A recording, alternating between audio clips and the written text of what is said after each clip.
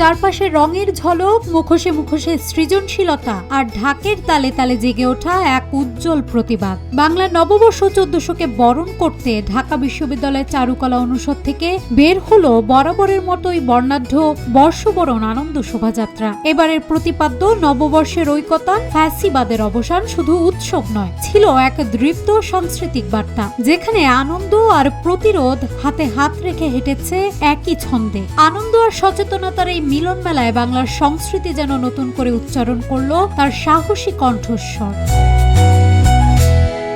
সকাল থেকে চারুকলা প্রাঙ্গণে ছিল মানুষের উপচে পড়া ভিড়। দেশীয় পোশাকে সজ্জিত হাজারো মানুষ রঙিন মুখোশ, ব্যানার, পাপেট ও ঐতিহ্যবাহী লোকশিল্পের অনন্য উপস্থাপনা নিয়ে অংশ নেন এই শোভাযাত্রায়। এবারের শোভাযাত্রায় 7টি বড়, 7টি মাঝারি ও 7টি ছোট মোটিভ সহ মোট 21টি শিল্পকর্ম প্রদর্শিত হয়। মূল মোটিভ ছিল স্বৈরাচারের প্রতিকৃতি। এছাড়াও শোভাযাত্রায় পায়রা, মাছ, বাঘ এবং আলোচিত মুগ্ধর পানির বোতলের শিল্পকর্ম প্রদর্শিত হয়, যা একদিকে যেমন বাংলার সংস্কৃতির চিরায়ত রূপ তুলে ধরে, তেমনি অন্যদিকে সামাজিক চেতনার বার্তাও দেয়।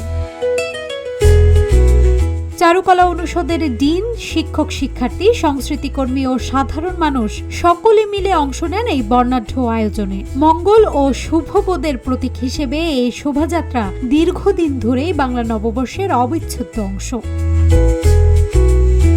এবারের শোভাযাত্রার প্রতিপাদ্য ছিল নববর্ষের ঐকতান, ফ্যাসিবাদের অবসান, যা সামাজিক ও রাজনৈতিক বার্তায় ভরপুর এক উদ্দীপনামূলক আহ্বান হিসেবে উঠে এসেছে। শোভাযাত্রাটি চারুকলা অনুষদ থেকে শুরু হয়ে শাহবাগ হয়ে টিএসসি ও দোয়েল চত্বর ঘুরে আবার চারুকলায় ফিরে আসে। এর মাধ্যমে একদিকে যেমন নববর্ষের আনন্দ উদযাপিত হয়, তেমনি অন্যদিকে প্রতিবাদ, ঐক্য ও উদার চেতনার বার্তাও ছড়িয়ে পড়ে।